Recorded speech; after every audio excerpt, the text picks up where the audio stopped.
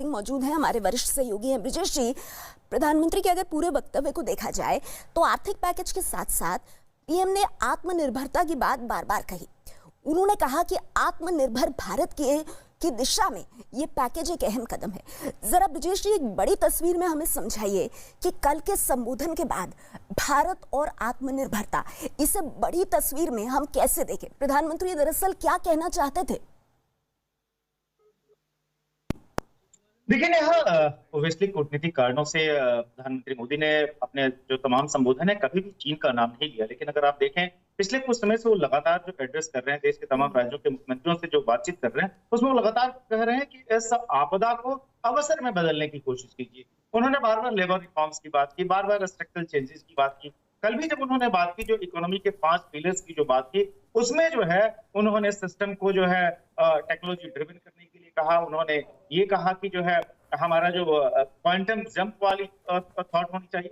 यानी इरादा क्या है? आप देखिए जो भारत है जिसके पास एक बहुत ही यंग यूजफुल लेबर फोर्स है, अगर उसको इंगेज करना है, अगर लार्ज स्केल एम्प्लॉयमेंट देनी है तो आपको मैन्युफैक्चरिंग के लिए जाना पड़ेगा। जो उस समय का इस देश का आर्काइव सिस्टम था, जिस तरह की ट्रेड यूनियनिज्म थी, जिस तरीके से लाभ विकास आई थी, उस दौर में हम लोग फायदा नहीं उठा पाए। और उसी 1989 में जो चीन ने प्रोसेस की, आज हालात ये है कि दुनिया के 20% से ज्यादा मैन्युफैक्चरिंग वो करता है और भारत की गिनती 6-7वें नंबर पर कहीं जाकर पहुंची है। अगर हमें उस मौके को जो कि हमने 30 साल पहले गंवा दिया, अगर फिर से इस्तेमाल करना है तो एक ऐसे समय में जबकि चीन के खिलाफ दुनिया के ज्यादातर देशों में गुस्सा है, अगर उसको इस्तेमाल करना है तो उस हिसाब से इस 20 लाख करोड़ के पैकेज को देखना होगा कि किस तरीके से हम जो है इकोनॉमी के अंदर तमाम जो है स्ट्रक्चरल चेंजेस, जिन चेंजेस के जरिए जो है हम ग्लोबल इन्वेस्टमेंट के लिए अट्रैक्टिव बने और इसके जरिए अगर मैन्युफैक्चरिंग की प्रोसेस यहाँ पर बढ़े तो उसे लार्ज स्केल एम्प्लॉयमेंट दे सके। ये कंप्लीट विजन है। कहीं भी ये विजन नहीं है कि आप फ्रीबीज बांट के आप चूंकि देखिए